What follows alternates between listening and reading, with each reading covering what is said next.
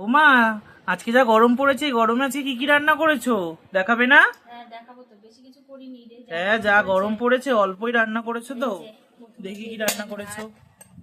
কি দিলে এটা? ভাত ভাত ভাত দিলাম, 2 পিস শসা, 1 পিস লেবু, এটা উচ্ছে ভাজা মাছের ডিম দিয়ে। ও, তারপর মাছের ডিম দিয়ে উচ্ছে ওটা উচ্ছে ভাজা। উচ্ছে ভাজা দিয়েছি মাছের ডিম দিয়ে, বললাম তো। এটা হচ্ছে ভেন্ডি পোস্ত।